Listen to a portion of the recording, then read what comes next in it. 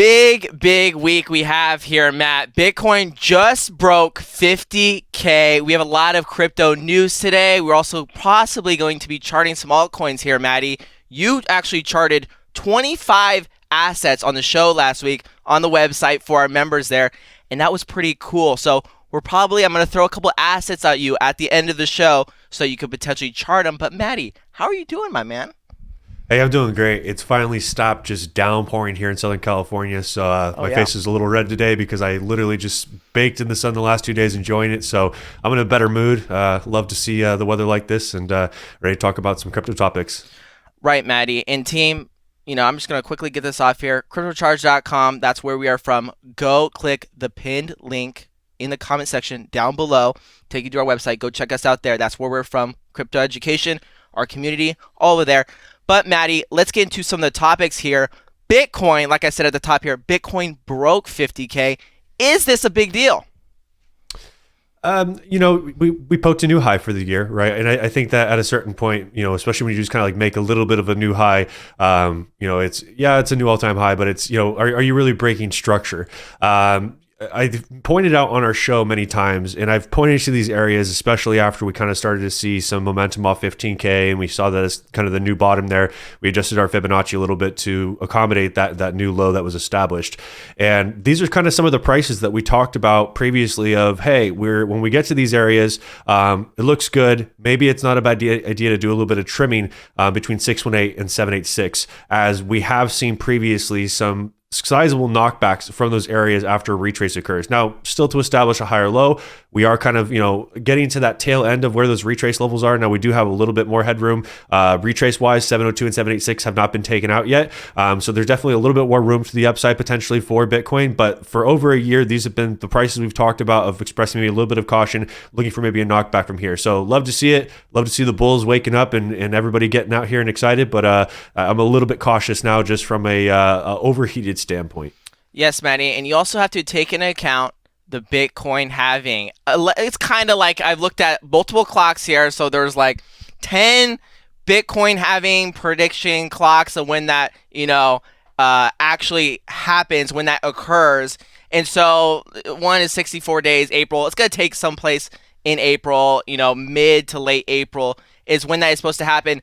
How important is that moment? Because later on in the show here, I actually have some charts for you to look at, just kind of relating for the Bitcoin halving, kind of get your thoughts, because you're constantly charting every single day, bringing those that technical analysis perspective. But as it relates to Bitcoin halving, how important is this moment right now?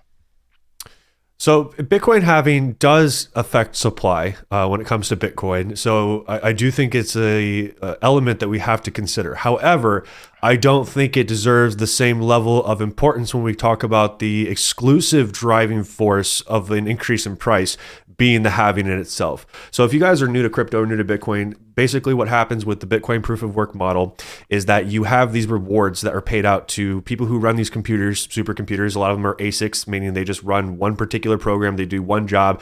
They're very, very good at dissipating heat. And that's all they do is they basically help validate the network through this proof of work model. So submitting your energy, submitting your hardware, helping secure the network and approve transactions. And, you can be a part of pools, you can be an independent miner, and you get a little piece of the reward, right? And we have Bitcoin that's paid out for those rewards. And every 4 years, that reward is halved. So it's cut in half. So miners are still putting out the same amount of work, but they're getting less and less reward. So I don't think necessarily this is the driving price of, okay, there's a supply shock, meaning miners are getting less Bitcoin, so less is coming onto the markets, more scarcity, right? Those are factors that can contribute to it. But I do think that what we've seen historically with the entire crypto market is, remember, the rest of the crypto market doesn't operate all on proof of work, right? There's so many different models out there, a lot of proof of stake models, a lot of things that are built on top of Ethereum. So a lot of these are kind of like proof of stake by default. And you have lots of other models, right, that don't follow the halving cycle, right? They don't follow proof of work model, and they still will trade with how Bitcoin is trading, right? And Bitcoin has historically traded more likely and more with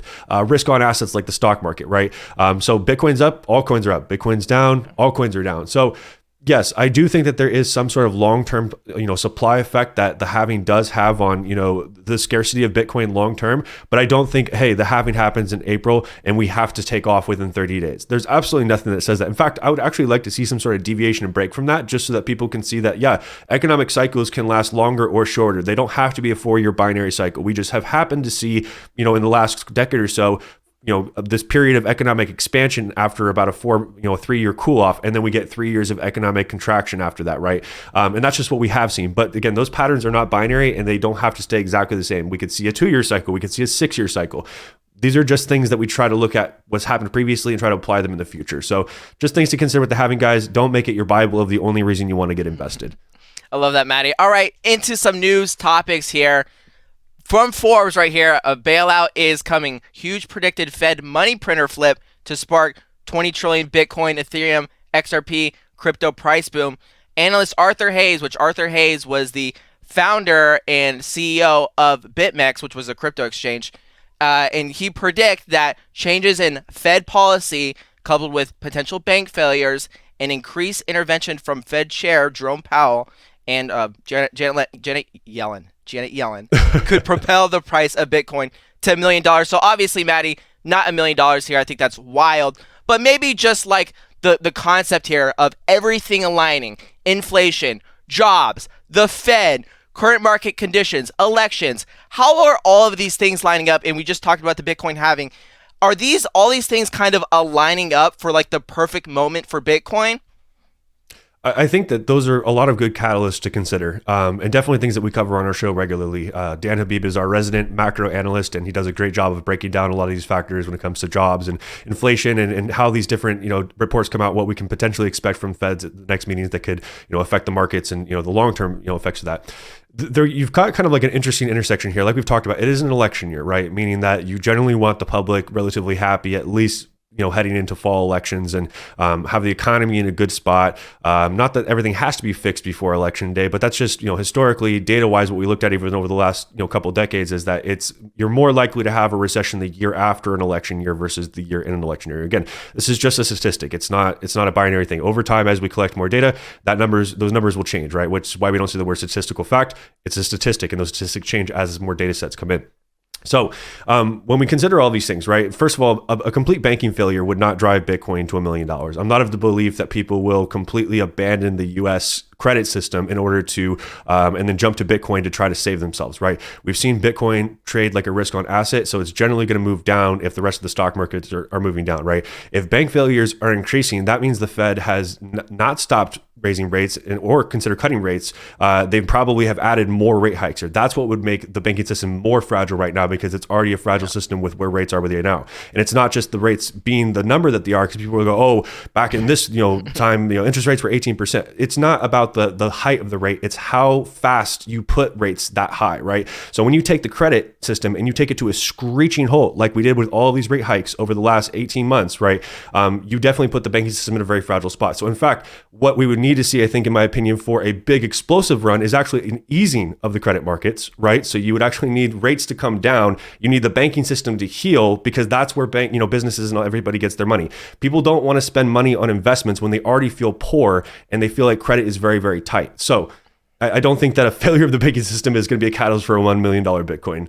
I love that insight, Maddie. And Dan is like constantly, he's like the only person that I get to kind of converse with this and ask questions, because he is our resident macro economic guy. He's a guy that's in touch with Lacey Hunt, with Peter Bookvar, great guys. And so he's expecting at that May meeting when the Fed will cut, which is kind of like pretty crazy. I don't know, Maddie. I asked you about all the things aligning, because everything does kind of feel like all the stars are aligning, like we talked about on last week, everyone's pro Bitcoin now, or excited to get invested into Bitcoin after spot Bitcoin ETF. So there's like this sense of joy in crypto right now. And if all the data is aligning, everything in my mind would make me think that we're going to have a pretty positive year. And on that note, but on that positivity, we saw no crypto ads at the Super Bowl, so I was completely wrong last week, Maddie. I thought, with those spot Bitcoin ETFs, okay, you got BlackRock, you got Grayscale, you got all these big conglomerates that were getting or putting down their spot Bitcoin ETFs. why not? This would be a great time for advertising at the Super Bowl, but seemingly there was none. And I thought this was interesting. So, like, Kraken chosen not to run Super Bowl ads. Instead, they emphasized the importance of global crypto adoption and prioritize education over hype. Okay, cool. That's good in theory, but are you really prioritizing awareness over hype? Like, are you saying that just is the Super Bowl not doing awareness, or is it just hype? Like, I don't know where you distinguish those two, but also too, Coinbase was another one that didn't get involved, didn't throw an ad down. BlackRock, Grayscale. Maddie, what happened? I think people have PTSD still. Like FTX everybody, PTSD? FTX PTSD. You had all these celebrities, jumping on doing great commercials. I still look back and I'm like, sucks that the timing and everything, and also being FTX one of them. But like some of these commercials really great. But I think that people, exchanges specifically, are peeling back and going to the narrative of we need congressional involvement in the development of crypto, so this is something that's here to stay.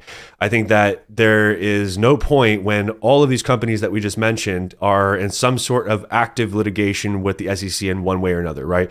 Even though it's not necessarily with GBTC specifically, but Grayscale is still battling with the SEC to get that converted to an ETF, right? So like they're still kind of in the middle of that. Coinbase, active litigation. Binance, active litigation. Kraken, active litigation.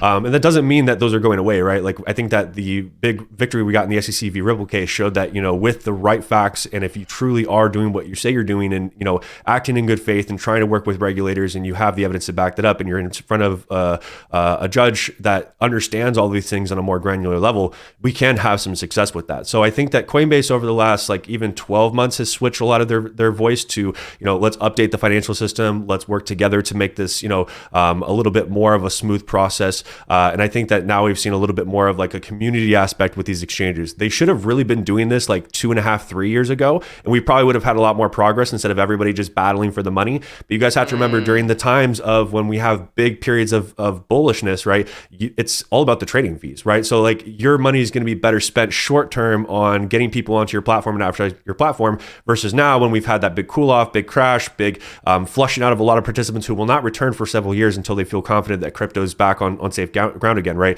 Now your efforts are better served towards, propelling the future of crypto. But it wasn't a selfless thing that they've, decided to switch the approach of global crypto adoption, regulation, versus, hey, come check out our exchange. Yeah, I think they might have blew all of their marketing dollars really early on there. And I know, like, we look at the last couple of years, they went into 2023. It was like, hey, do we have any dollars over from last year? It's like, oh no, we spent them all. Like, we have no marketing dollars. Crypto's down. Like, we're not spending any money this year. Okay, Maddie. So there's been a lot of conversation about Bitcoin right now, and I know you have your thoughts. And I just want to throw a couple of people's other thoughts about Bitcoin, kind of speculate with you here for a second. Okay. This one doesn't mean a whole lot here, but we did see a big weekly close on Bitcoin, which it may be significant in the grand scheme of things, all right? So I know in the past you've talked about, hey, we need to potentially go touch that 32 zone or that 36 zone or that 38 zone.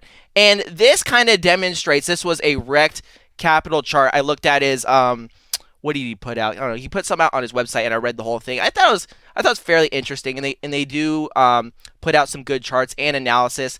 But the thing here is we are at a crucial point with Bitcoin halving upcoming, right? And I know you just gave your piece on that, but still, Maddie, we're at a good bullish point, a good bullish event that we've seen in the past with crypto. We've seen a run up going into the Bitcoin halving, and Rect here listed something very interesting, and he said, arguably, Bitcoin has already performed the bulk of its pre-halving downside in this phase, so this last January. But if any additional downside, or at least a second chance at downside of a higher low relative to that of 38K low is to occur. So he's looking at that 38K zone, Maddie. What are your thoughts? Are you still of that mind that we need to come back test at all, or are we up from here? Or are we going to come back test a 38 zone? Or are we going lower into a higher move here? Yes. No, I'm just kidding. All the above. Sorry, Matt. No, you're good. I know that you're getting over some sickness there, and it's tough. I know that a lot of folks are getting it. Make sure you guys are drinking your water and staying on your vitamins and stuff. It's nasty as we have evolved over the last couple of years with some new stuff. First of all, really appreciate Rec Capital. He is definitely one of the good apples out there. Whether or not I always agree with every piece of his analysis, I think that he always has very sound analysis. He never bases any of his analysis on emotions. It's always based on very binary structures, very binary levels, and he's also a very macro guy. So he looks at a lot of daily, weekly, monthly charts.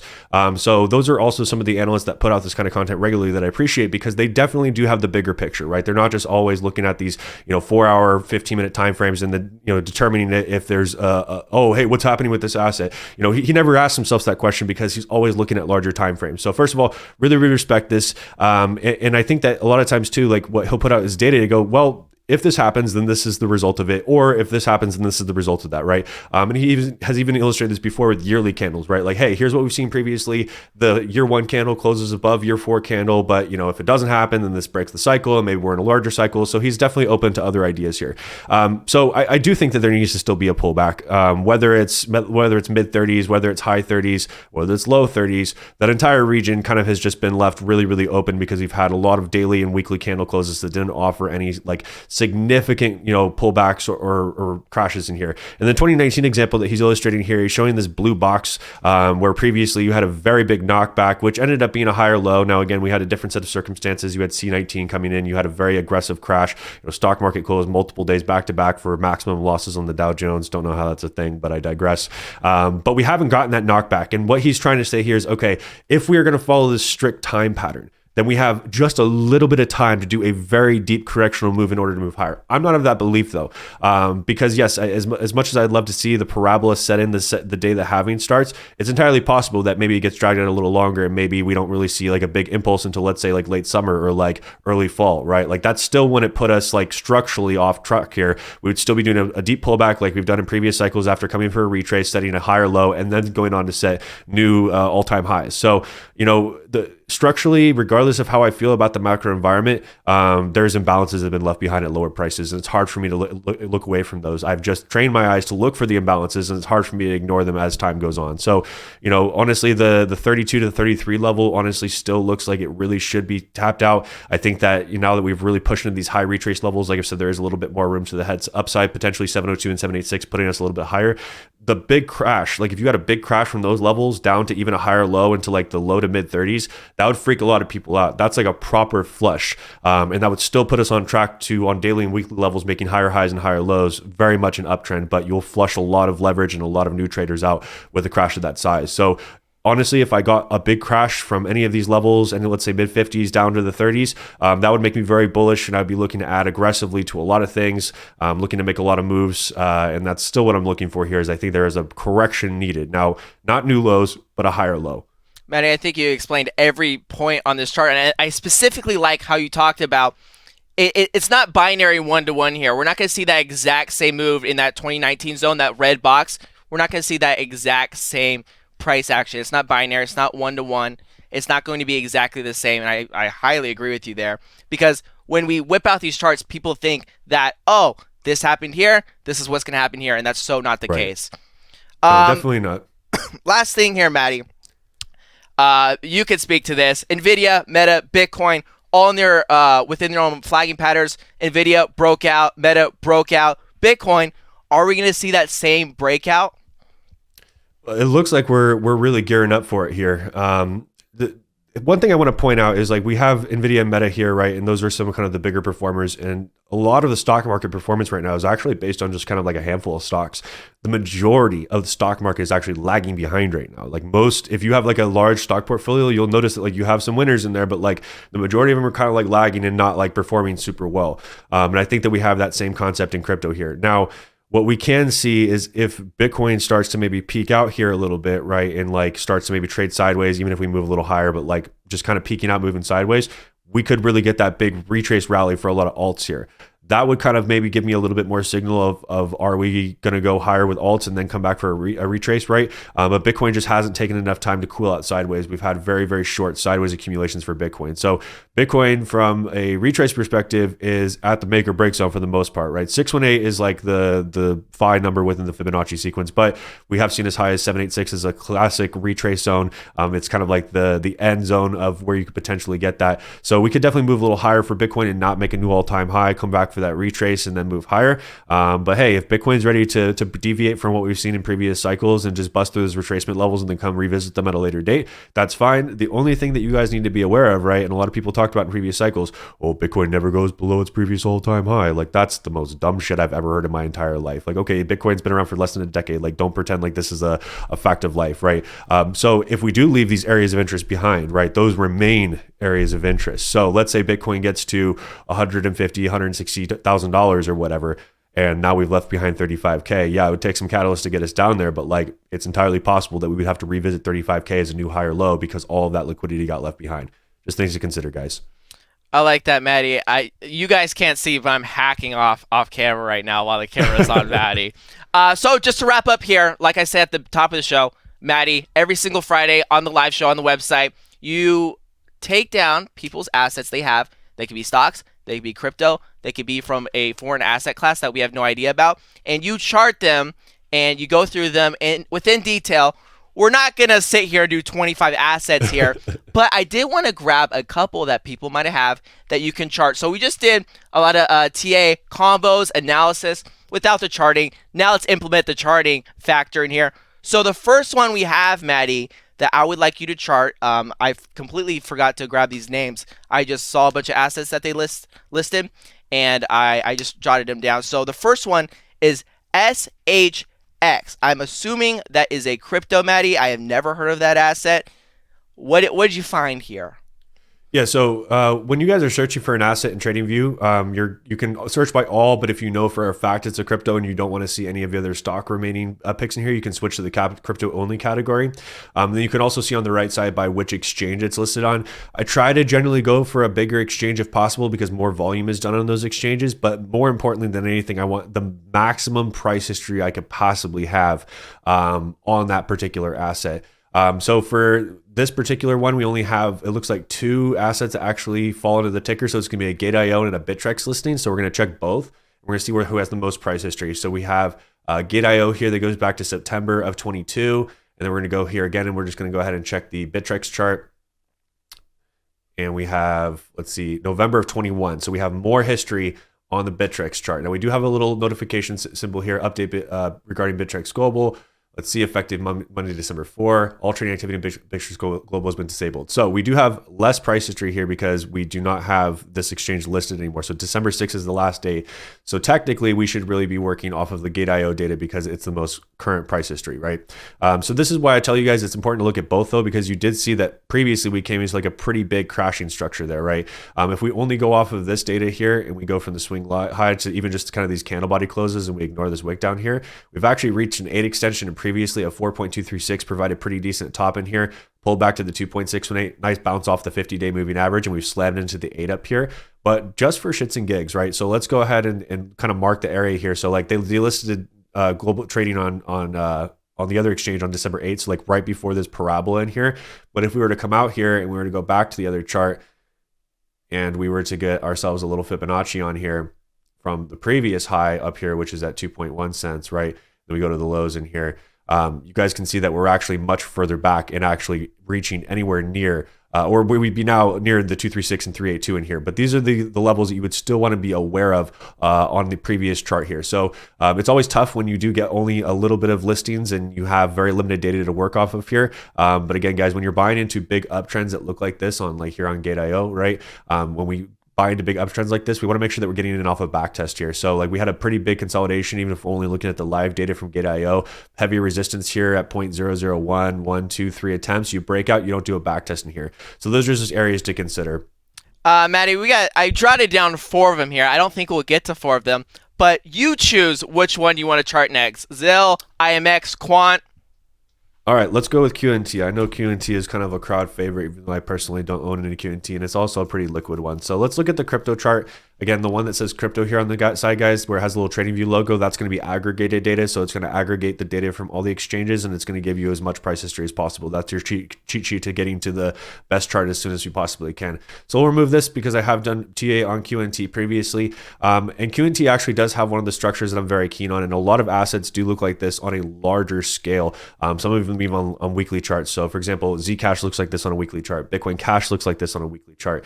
And they're just drawn out on like a bigger level, right? So we could say that there's a break of structure here when we look at the swing, the high, and then kind of like a break here, but we're back below it. And then you guys can see that there's also been a very nice base that's been established in here, right? We actually haven't even visited this back here in the last year. So this low is kind of set back here in 2022. So showing a fair amount of strength. We also have a nice little support level that was built over in here, right around this $93 mark. There was a lot of contention back here in 2021, in early 22. Again, there was a big pivot zone in here, right? We also have a pretty big area of resistance up here. And then we also have this over in here. And of course, we have the highs up here that are calling our name out, right? So, 93 has definitely provided a very nice floor of support. If there were to be some crazy flash crash in crypto and you were to lose this level, I'd be looking at kind of like the $54 to $65 region because you'd be scooping off of this liquidity zone. A lot of people thought this was never going to happen for Zcash, not like a revisiting of these lows, and we're there right now. We're banging on this opportunity. So I'm not saying like, oh, sell all your QNT back because we're coming down to 64 or 52, but if you're not involved or you want to look to lower your average and we do get this opportunity, you guys want to capitalize on where you've got a lot of these candle body closes in here, because when you get these sharp reactions in here, that means market makers drove price to an area of interest and there were a lot of bids down there. So it's entirely possible that we've tricked a lot of people into believing into the $93 support level, and then you get a crash to 67 and then you can just go back up and reclaim from there. So just possibilities to, potentially stack your bag a little bit bigger there. You can also grab the Fibonacci here, go swing high, go swing low. And we've rejected the 236 here a few times. So we came in for a 50% retrace in October of 22, came back down, starting to use the 236 as resistance. We tried to spike it above here and drop back down. However, team, this is what a lot of altcoins looked like when they weren't able to just break over the 50 week the first time. API 3 being a perfect example of this, challenging it, breaking back below, reclaiming it back above these MAs, and then seeing that break significantly higher. For me, the big area of interest is going to be the 618 up here. There's also like a flagging structure that failed in here from 2021. Again, just a great example of launch on exchange during 2021, right? And then kind of catching this peak and then just getting absolutely wrecked because of bad market timing, right? I don't say that this is reflective of QNT quality of tech, right? And I know most of you guys feel that way, even though I'm not a QNT holder. So right now, below the 236, from a macro perspective, that's still not a bad area to accumulate, but I'd personally be setting limits. Earliest would be kind of like the $85, $90 mark, and then maybe layer in one at 65 to see if we got that break back down into there, because that would be a very sensitive area of interest where I'd be looking at some very lucrative QNT prices. Now, long-term, we're looking at probably 600 to maybe 1,700 bucks for these next cycle targets. Again, just using the same exact structure I would use on other assets. Can we always be surprised and see higher? Yes, absolutely, but I don't bet on that. I looked at least 30-35% of my position at target one, so I'm paid back. I've taken some profit in my pocket, and I've at least taken away some of that anxiety of, hey, we could turn over from here and see a deep retrace, right? Things you need to consider when you're looking at charts. All right, pick one here, Maddie. ZIL or IMX? We'll go with IMX. IMX is immutable X, IMX USD, and we've got the crypto chart clutch. All right. And I'm going to just triple check here that we do not have older data, even though this should be the older data, December 10 of 21. I don't think Coinbase lists it until later, but we'll see here. Let's see, December. Yeah, same exact situation. So we're just going to flip back to the crypto chart here. And we've had a really nice rally in here. Nice double bottom. This is a world's biggest W we've developed here, right? Classic W. And then the move higher off the MAs in there. When you look at the swing high, swing low, we're currently at the 50% fib here. Found really strong resistance at the 382, threw back to the 236. This is clean. This is really clean. And then you look at kind of even the support level that was flipped in here, right? I really would have loved at the end of the day probably a retest of this whole pocket down in here at 78 cents. This was a pretty decent pivot zone that was flipped here without any real huge back test.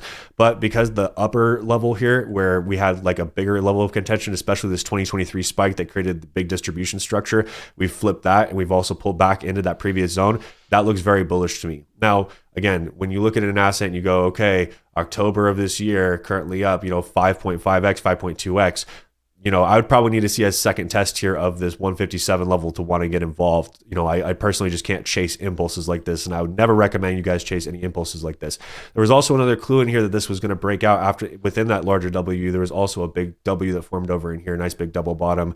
Got the pull back a little bit here and then nice breaks higher into here. So I think a lot of assets will look like this. I just showed a chart of XRP from its older cycle there. It took about 1,200 days from its 2014 peak of basically just trading sideways, striking that double bottom or triple bottom, and then going up 9-10x in just a matter of 2 weeks. Now, it's not everything does that in a matter of 2 weeks, but when these assets do break out, they break out hard and they let you know they're ready to run. So if I get the opportunity to buy an asset that I really like at a multi-year low support level, and I've seen the structures where we're just kind of like building a compression wedge with like the baseline being really, really strong, that's an asymmetric trade for me. I'm going to swing the bat on that. So if you guys do get these opportunities where you see a double bottom coming in or you see an area of interest where we had a big spike before and we're potentially coming back to that area, place a limit there. That's a great opportunity for you to easily get into an asset without FOMOing in and or DCAing, right?